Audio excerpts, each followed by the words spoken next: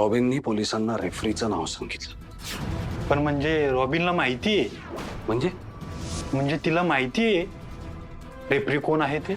अरे आता रेफरी नावाची कोणीतरी एक व्यक्ती आहे एवढं माहिती आहे ना रॉबिनला।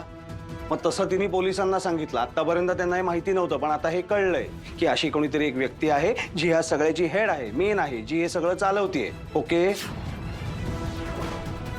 आणि तुमच्याबद्दल तिने तुमचं पण नाव घेतलंय? रॉबिनने एकच नाव घेतलं मॅडम, रेफरी।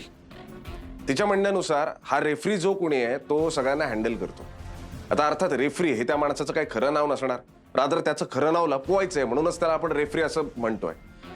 मॅडम मला असं वाटतं की किलवर जसा एका ऑर्गनायझेशनचा हेड होता, सगळे लोक त्याला किलवर म्हणायचे, त्याप्रमाणे या ऑर्गनायझेशन मधले सगळे लोक याला रेफरी म्हणतात।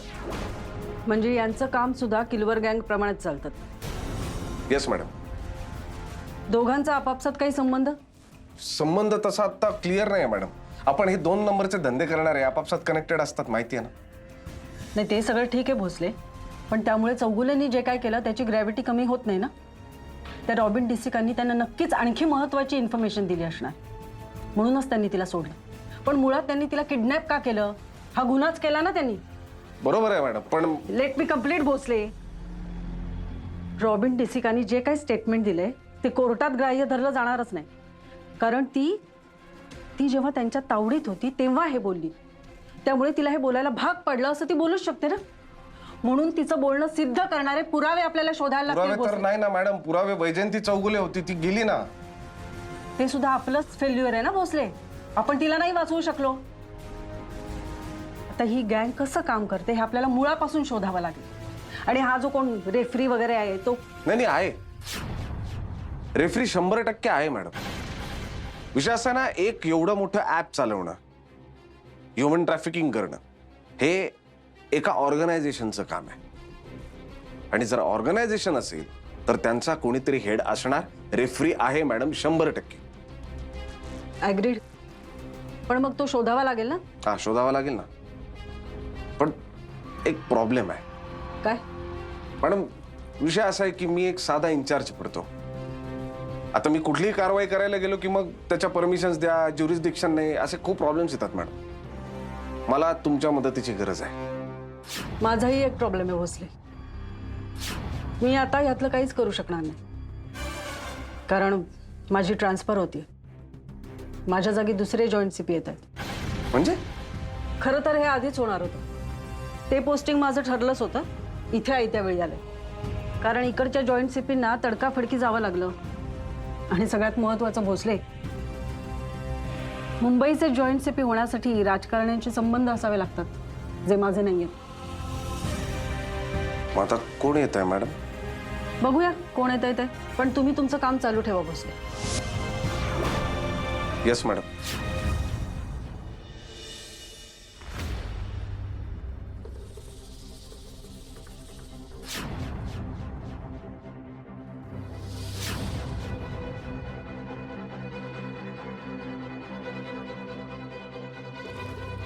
डोंट वरी मॅडम, आपलं अन्नपूर्णा कॅटरर्स मधून डिस्ट्रीब्युशन चेन एकदम बेस्ट सिरंद मॅडम। 1 वीक मध्ये मुंबई मधला आपला धंदा डबल झालाय।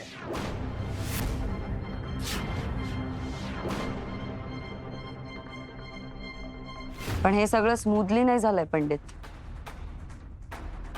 त्या बोरिवलीच्या हॉस्टेलमधल्या पोरांकडे ड्रग्ज सापडले। पण त्याचं काय ना मॅडम, मोठ्या माणसाने ड्रग घेतलं ना ते जरा अलर्ट राहतात। लहान मुलं समजून घेत नाहीत। आपण लहान मुलांना टार्गेट केलं ना मॅडम तर असंच होणार। पण madam, no tension, no tension. त्या 2 पोरांमधील एका पोराचा बाप त्या एरियातला नगरसेवक आहे मॅडम। त्याने पोलिसांना सांगितलं माझ्या पोराकडे ड्रग नव्हता, सुटला पोरगा। थोडक्यात सुटलंय पंडित, हे बरोबर नाही। कॅटरिंग वाल्यांना सांग। धंदा वाढतोय ना मॅडम। हो, पण आपण त्याचे त्यांना पैसे देतो पंडित, उपकार करत नाही येते आपल्यावर। इथून पुढे जास्त काळजी घ्यायला सांगायची. हो मॅडम. मी ठरवलंय पंडित, इथून पुढे मी फक्त आपल्या धंद्यावर लक्ष घालणार.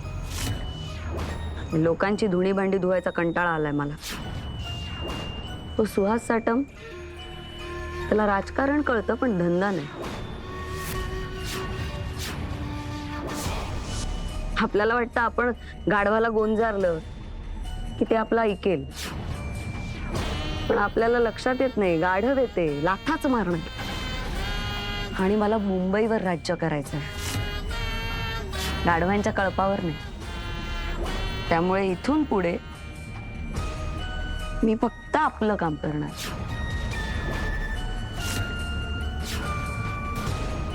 सुहास साटमला त्याची जी काही लफडी सोडवायची ती सोडवू दे. मी नाही त्यात पडणार आता.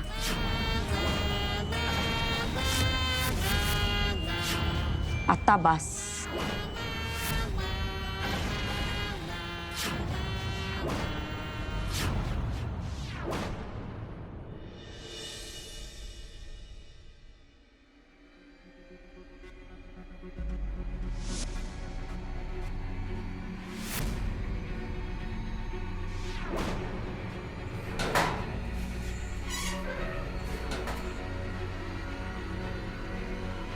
खाल्लंय का काही? मिसळ पाव. सानिया काय बायकांच्या सेलमध्ये ती? काय खाल्लं तिने? हो खाल्लंय तिने.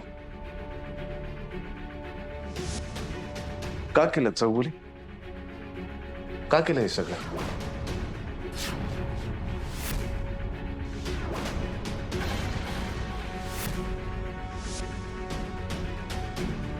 काय करणार आता?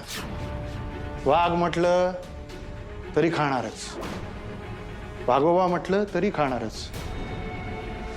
वैजंती तर गेली, पण तिचं नेमकं असं काय झालं ते कसं कळणार? तुम्ही काय बोलताय चौगुले? तुम्हाला कळतंय का? अहो वैजयंती मॅडम गेल्या या गोष्टीचं दुःख आहे, मला पण आहे. आपण जरा विचार करा, ती सानिया काय वय आहे? तुमचीच मुलगी आहे ना ती? हा, आज ती जेलमध्ये आहे. त्या मुलीसमोर उभं आयुष्य पडलंय. हो, तुम्हाला कल्पना आहे का? तुम्हाला काय करायचं होतं तुम्ही करायचं होतं. त्या बिचारीला कशाला ओढलं त्यात? क्रिमिनल केस होणार आहे तुमच्यावर. ग्रॅव्हिटी कळते साहेब? तुमच्यावर काय चार्जेस लागणार आहेत माहितीये? आमच्यावर चार्जेस नाही का? वैजंतीची जी वाताहत झाली ती करणाऱ्यावर काय चार्जेस लावले तुम्ही?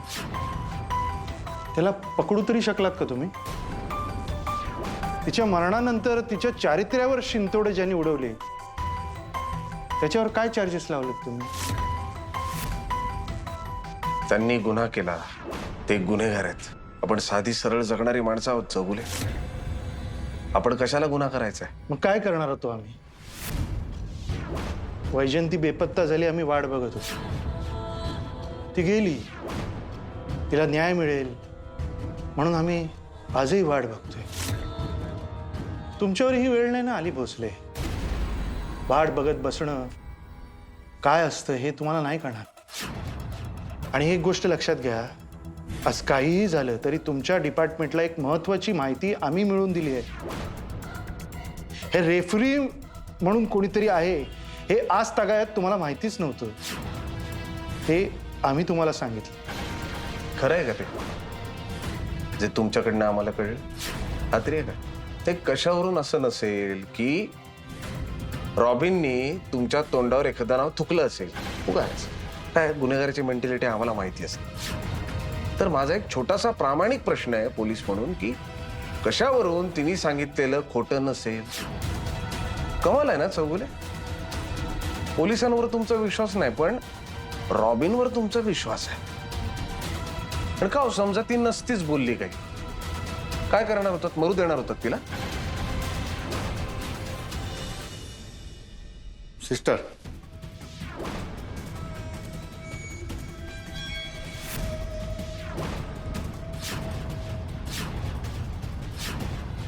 सुहास साटमबद्दल काय बोललात? तुम्हाला काय माहित? फार काय बोलता येणार नाही. उत्तर तुम्हाला माहिती आहे. साटम साहेबांचं नाव तुम्ही घेतलंय का? मी वाटच बघत होते, विचारच करत होते माझा मेसेज त्यांच्यापर्यंत कसा पोचवू. Thank God. तुम्ही आधी साटम साहेबांना सांगा मला याच्यापेक्षा बऱ्या हॉस्पिटलमध्ये शिफ्ट करा. काय आहे ही नर्स दुखावते दरवेळेला मला हे लावताना. मॅडम तुम्ही त्यांचं नाव घेतलं होतं का? तुमचा फोन द्या.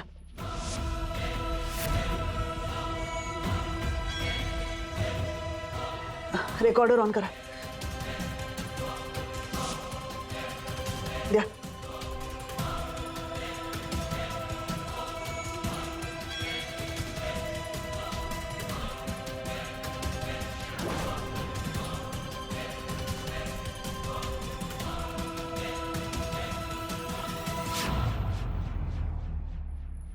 आमच्या पाठीशी कुठली गँग नाही, कुठलंही कार्टेल नाही आहे. पोलीस काही करत नाहीये. मग आम्ही काय करायचं? हा? पोलीस काही मदत करत नाही हे म्हणण्याआधी जरा विचार करा चौगुले. या मुंबईची जेवढी लोकसंख्या आहे ना त्याच्या फक्त 10% पोलीस आहेत आणि आम्हाला सगळ्यांनाच प्रोटेक्ट करावं लागतं ना. तुमच्यासाठी तुमचं कुटुंब एक चौगुले फॅमिली आहे, पण आम्हाला अशा 100 चौगुले फॅमिलीजला प्रोटेक्ट करावं लागतं. त्या 100 फॅमिलीज मध्ये 200 असतात सानिया आणि 1000 असतात तुमच्यासारखी माणसं ज्यांना कसलीच काही फिकीर नसते. पोलीस कसे मूर्ख आहेत, पोलिसांना कसं जमत नाही, पोलीस कसं काम करत नाही म्हणून आम्हाला करावं लागतं. पोलिसांनी अमुक केलं नाही म्हणून आम्ही ते केलं. अरे पण पोलिसच आता येऊन बोलतोय ना की कशाला करतोय बाबा हे सगळं. हे नाही दिसत, बरोबर ना? ऐकायचं ना तुम्हाला? पोलिसांचं काम तुम्ही आम्हाला सांगता ना, तर तुमचं काम आहे पोलिसांना रिपोर्ट करणं. आम्ही कायद्याचे रक्षक आहोत, तुम्ही कायदा हातात घ्यायचं काही कारण नाही चौगुले.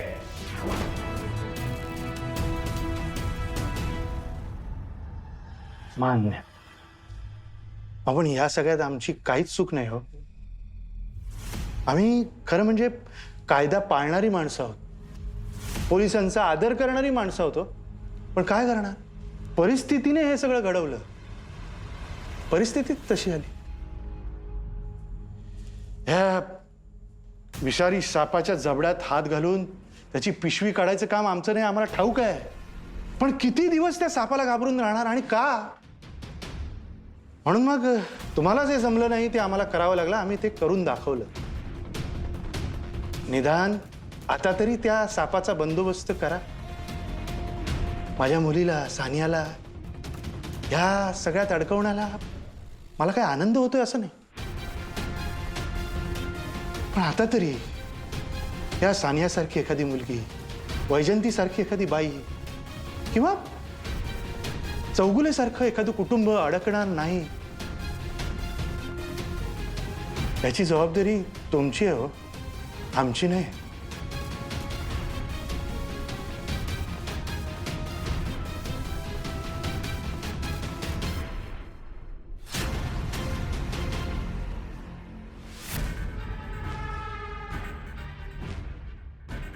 अरे डॉक्टर, अरे किती वेळ? साहेब वाट बघतायत ना तिकडे. तिने साहेबांसाठी उलटा निरोप दिलाय. तिनं केवढा माज,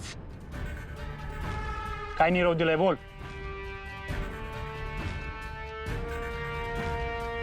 फोन चेक करा.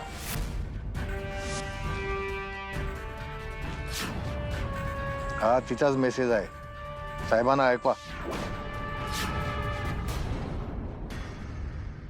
भोसले साहेब, बोरिवली हॉस्टेल ड्रग केस बद्दल बोलायचं होतं तुमच्याशी.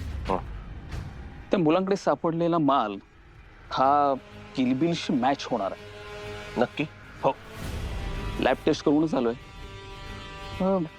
मला वाटतंय त्या मुलांना आत्ता पकडणं मला जरा अवघड आहे, कारण त्यातला एक हॉस्टेलवरचा मुलगा गरीब आहे आणि त्याच्याच रूमवर इथल्या एका नगरसेवकाचा मुलगा गेलेला होता.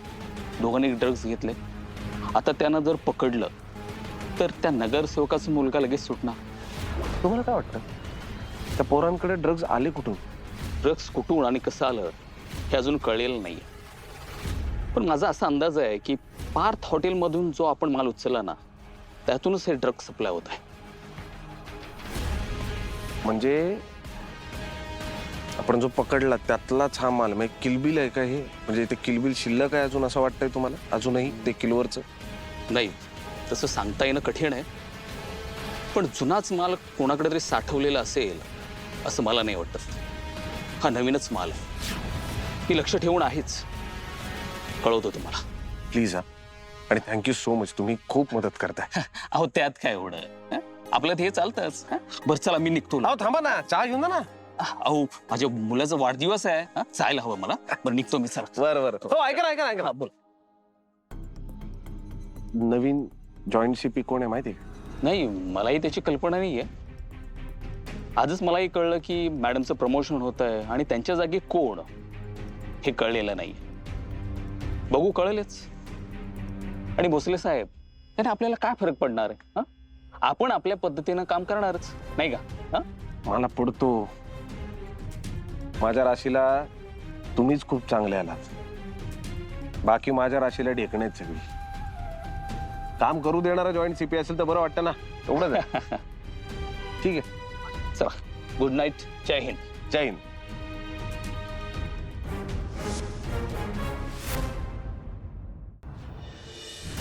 साटम साहेब, मी तुमचं नाव नाही घेतलं.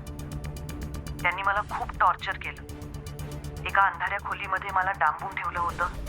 मला खायला प्यायला काही दिलं नाही. दिवस रात्र मला काहीही कळत नव्हतं. पण तरीही मी तुमचं नाव नाही घेतलं. मी रेफरीचं नाव घेतलं कारण त्यातून त्यांना काहीच कळणार नव्हतं. आजपर्यंत मी तुमच्यासाठी खूप काम केलंय. माझ्या फक्त फायदा ॲपमुळे तुमचा किती फायदा झाला हे तुम्हालाही चांगलं माहिती आहे. आता मलाही काहीतरी हवंय. मला इथून बाहेर पडायचंय. I want free passage to USA and 1 billion rupees. मला 100 करोड रुपीज द्या आणि मला USA ला जाऊ द्या. नाहीतर मी इथून बाहेर पडायच्या आधी माझ्या तोंडून तुमचं नाव बाहेर पडेल. पूर्ण तरी ऐका साहेब. गरज नाहीये. जे कळायचं होतं ते कळलंय.